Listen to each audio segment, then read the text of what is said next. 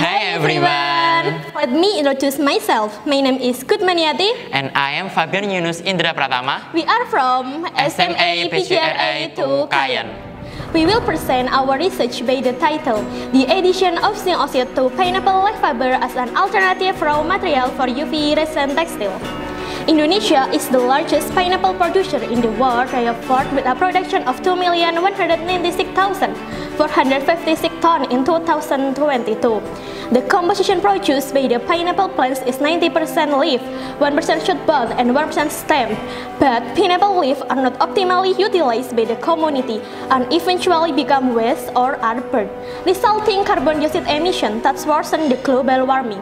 Innovation of pineapple leaf fiber to be used as raw material for more environmentally friendly textile production, with the addition of zinc oxide as an anti-UV agent, where exposure to ultraviolet causes skin problems such as rashes and skin cancer.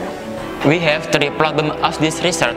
First, how is this method for making UV-resistant fabric from pineapple leaf waste and zinc oxide? Second, what are the characteristics of textile fiber from pineapple leaf fiber? Third, is zinc oxide effective as UV protection in textile materials? And the objective of this research is, first, producing UV-resistant textile fabric made from pineapple leaf waste and zinc oxide. Second, analyzing the characteristics of textile fabric made from pineapple leaf waste fiber. Third, analyzing the effectiveness of pineapple leaf waste and zinc oxide as UV-resistant fabric. The workflow of this research begins with the preparation of soil and material, the production of pineapple leaf fiber, yarn spinning process, fabric production, the immersion of the fabric in ZNO, testing, result and discussion, and the last is conclusion and recommendation. The tools we used were Tensolab, measuring cup, non-machine loom, spectrophotometer, digital scale, and stopwatch. Meanwhile, the material needed are pineapple leaf thread, cotton thread, and zinc oxide. First is the production of pineapple leaf fiber raw materials. Pineapple leaves are soaked for 1 week or until they rot, scrubbed to extract the fiber, and dry until their color become broken white. Second, yarn spinning process. Pineapple leaf fiber are separated into start and join using sambung tenun technique to get the smallest and strong knots. Then it is rolled up to become yarn.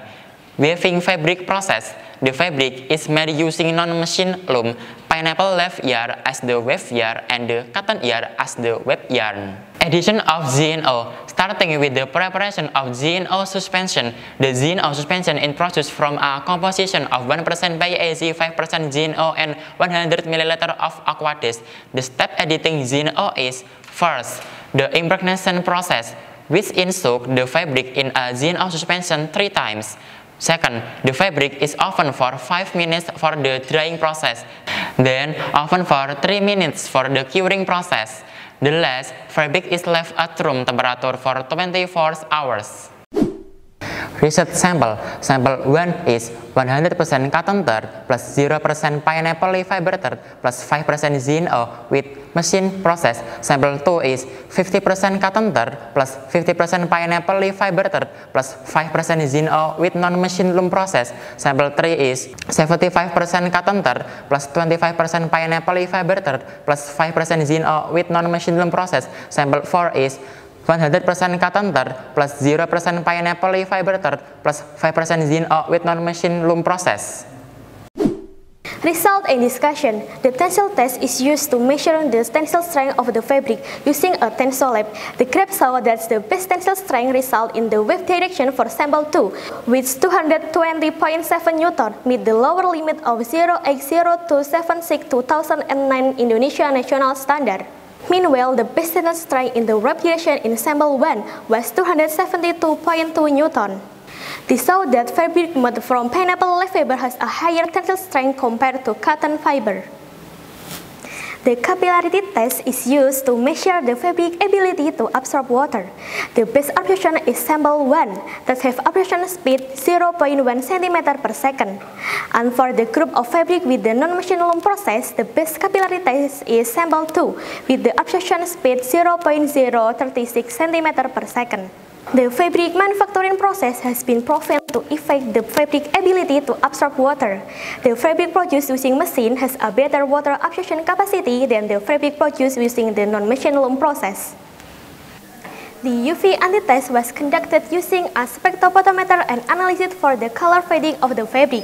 As shown in the graphic, the best test result is sample 4 with the color fading 2.3, and the second is sample 2 with the color fading 0.036. The UV protection is influenced by the brightness of the sample color.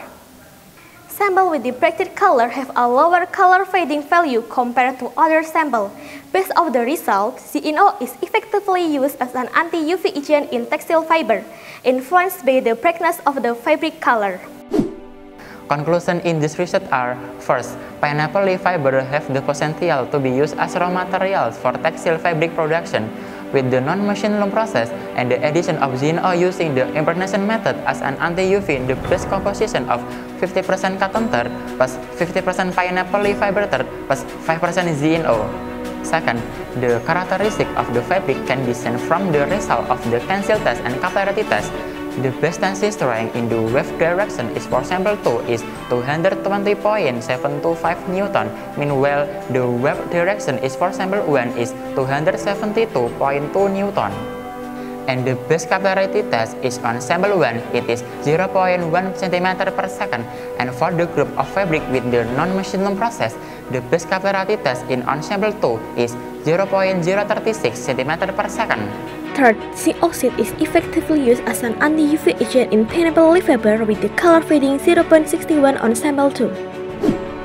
Meanwhile, our suggestion in the future research is to use UV anti-test sample with uniform fabric color brightness to obtain more accurate test results.